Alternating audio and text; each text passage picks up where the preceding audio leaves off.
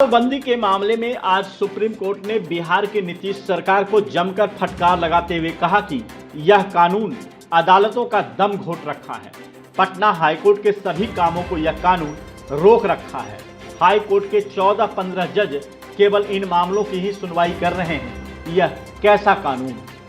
दरअसल आज प्रधान न्यायाधीश NV रमन के नेतृत्व वाली पीठ ने नीतीश सरकार के द्वारा लगाई गई उस याचिका पर सुनवाई कर रही थी जिसमें सरकार के द्वारा पक्ष रखा जा रहा था कि आरोपियों से जब्त की गई शराब की मात्रा को ध्यान में रखते हुए कारण के साथ जमानत आदेश पारित करना सुनिश्चित करने के लिए दिशा निर्देश तैयार किए जाएं, जिस पर सर्वोच्च न्यायालय ने उक्त टिप्पणी करते हुए कुल 40 याचिकाओं को खारिज कर दी।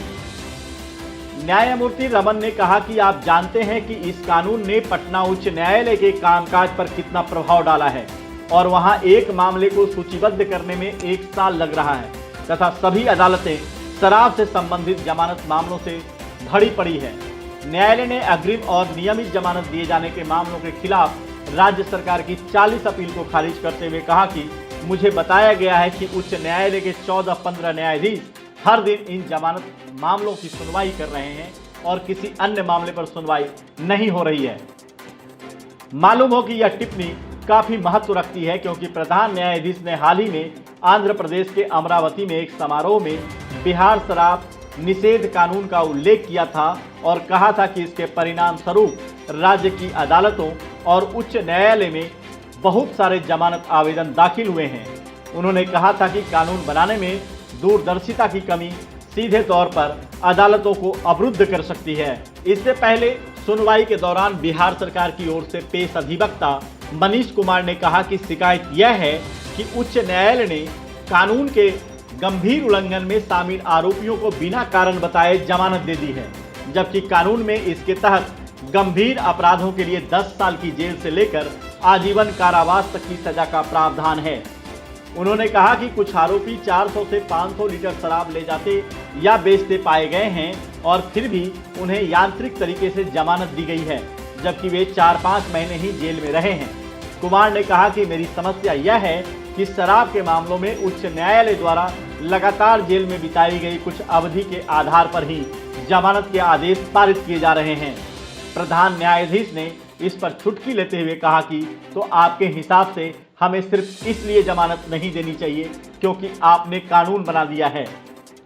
पीठ ने तब हत्या पर भारतीय दंड संहिता के प्रावधान का हवाला दिया और कहा कि जमानत और कभी कभी इन मामलों में अदालतों द्वारा अग्रिम जमानत भी दी जाती है। उन्होंने कहा कि आप जिस अपराध के बारे में कह रहे हैं कि लोगों से करीब 800, 200 या 300 लीटर शराब जब्त की गई है, कुछ मामलों में 2017 में जमानत दी गई थी। पीठ ने कहा कि राज्य में इन मामलों की वजह से अदालतों का काम बुरी तरह से प्रभावित हुआ है। पीठ ने राज्य सरकार से मुकदमे आगे बढ़ाने को कहा क्योंकि उसने जांच पूरी करने के बाद इन मामलों में आरोप पत्र दाखिल किया है।